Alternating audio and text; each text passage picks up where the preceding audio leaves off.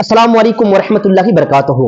لطیفے اور مزاحیہ مجلس ہمارے اسٹیجوں پر سجائے جا رہے ہیں، یعنی کہ جو لطیفہ بولنے والا، جو کامیڈی کرنے والا، جو ہنسانے والا مقرر ہے یا شاعر ہے یا نقیب ہے، اس کو زیادہ تر لوگ پسند کر رہے ہیں۔ آج کے دور میں سب سے زیادہ کسی کی اگر مصروفیات ہے تو کامیڈی کرنے والے مولانا کی ہے۔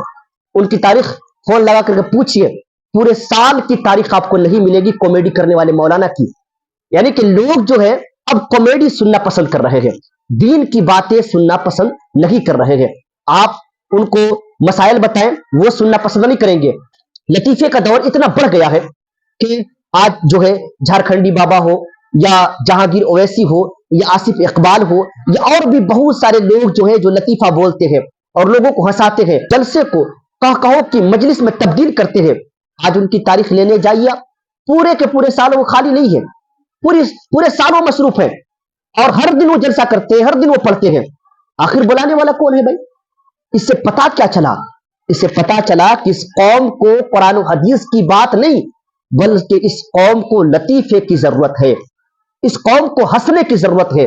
یار تم کو تو اپنی بے بسی پر رونا چاہیے کہ ملک کے حالات کیا ہیں، اوپر کس طریقے سے ظلم اٹھائے جا رہے ہیں اور کہو کہ وہ مجلس سوچ رہی ہے۔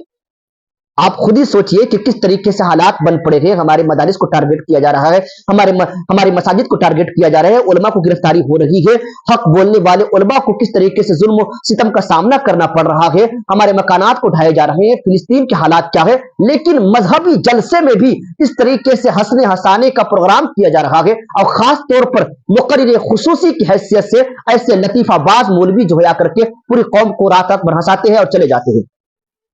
میں مانتا ہوں بیچ بیچ میں اگر وہ اچھی بات بھی بولتے ہوں گے، لیکن تھنکنگ یہ بن چکی ہے نا، سوچ یہ بن چکی ہے نا کہ ہم کو ہنسنا ہے۔ اچھی بات بھی بولیے گا تو یقیناً وہ کیا ہوتا ہے، اچھی بات کو بھی لوگ ہنسی میں اڑا دیتے ہیں۔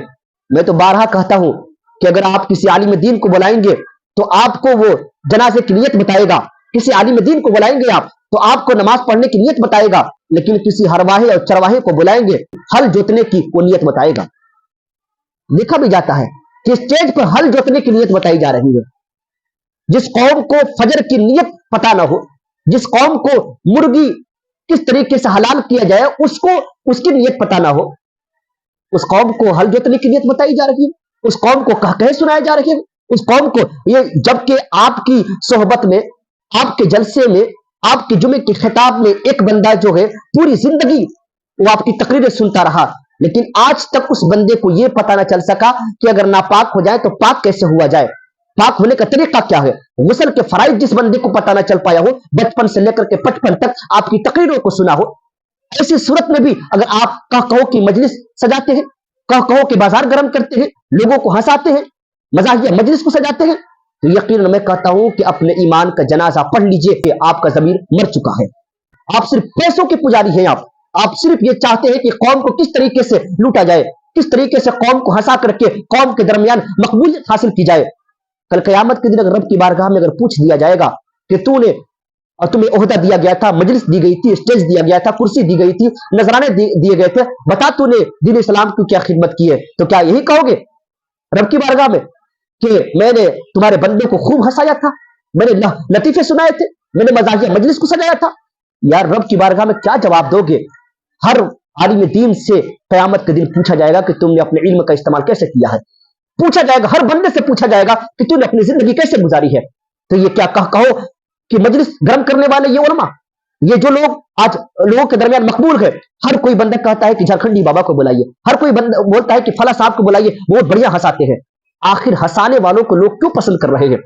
آنے والے دور اتنا بھیانک دور آ رہا ہے کہ یقیناً یہ کامیڈی کرنے والے مولانا کو بھی پیچھے چھوڑ دیا جائے گا اور کپل شرما کو اور اسے شیخ چلی کو بلایا جائے گا، شیخ چلی اور کپل شرما اور جو بھی کامیڈی کرنے والے لوگ ہیں ان کو بلایا جائے گا، کہیں گے تم سے اچھی تو کامیڈی یہ کر لیتا ہے۔ کیونکہ اگر ہنسنا ہی مقصود ہے، مزاحیہ مجلس کو سجانا ہی مقصود ہے، تو تم کو کیوں بلائیں گے ہم؟ کپل شرما کو بلا لیں گے، ہم وہ شیخ چلی کو بلا لیں گے، وہ بہت بڑھیا ہنساتا ہے نا۔ یقیناً خاص طور پر جن علاقوں میں یہ لوگ جاتے ہیں ان کو موضوع دے دیں آپ کہ آپ کو اس موضوع پہ تقریر کرنی ہے، اس موضوع سے ہٹنا نہیں ہے، آپ کو لطیفہ نہیں سنانا ہے، آپ کو لوگوں کو نہیں ہنسانا ہے، بلکہ آپ کو رسول اللہ صلی اللہ علیہ وسلم کے دین بتانی ہے، رسول اللہ کی حدیث پڑھنی ہے آپ کو، قرآن پڑھنے ہیں آپ کو, دین کی باتیں بتانی, اقوال پڑھنے ہیں آپ کو, یہ نہیں کہ من گڑت روایت بیان کر کے لوگوں کو ہنسا دیا. جو لوگ ہنساتے ہیں ان کی تقریریں سنیے, اکثر جو ہے ہنسانے کے چکر میں جو ہے وہ ایسے واقعات کو بولتے ہیں جو یقیناً عقل میں آنے والی بات نہیں ہے.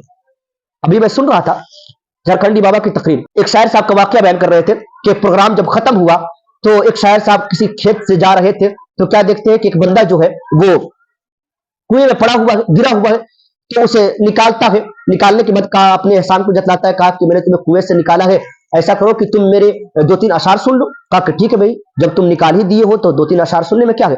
تو اس نے 2-3 اشعار سنائے, پھر کہا کہ یہ حالات حاضرہ پہ اس کو سن لیجئے. پھر اس نے کہا کہ تھوڑا تازہ کلام اس کو سن لیجئے. آخر میں اس بندے نے کہا کہ یار اب تم مجھے مت سناؤ بلکہ کنویں میں ہی ڈھکیل دو, اس سے اچھا ہے کہ میں کنویں میں ہی رہوں. میں جھارکھنڈی بابا سے پوچھنا چاہتا ہوں, یہ واقعہ کہاں ہوا ہے, آپ نے کہاں اس کو دیکھا ہے؟ ثبوت چاہیے نا. ممبر رسول پر آپ اس طریقے سے کس بیانی کر رہے ہیں, ممبر رسول پر آپ اس طریقے سے جھوٹ بول رہے ہیں, کیا بتانا چاہتے ہیں آپ ہیں؟ یقیناً جتنے بھی ہنسانے والے لوگ ہیں ان کو اسٹیجوں سے دور کیا جائے, ان کے ڈیمانڈ کو کم کیا جائے. تاریخ ان کی نہیں ملتی ہے, اتنے بھرے پڑے ہیں. آخر بلانے والے کون ہیں؟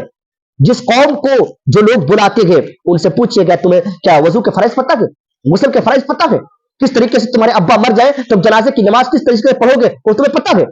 ابا کے جنازہ رکھے ہوئے ہیں, امام صاحب سے پوچھتے ہیں کہ امام صاحب جنازہ کی نیت بتائیے, کس طریقے سے نیت کی جائے گی.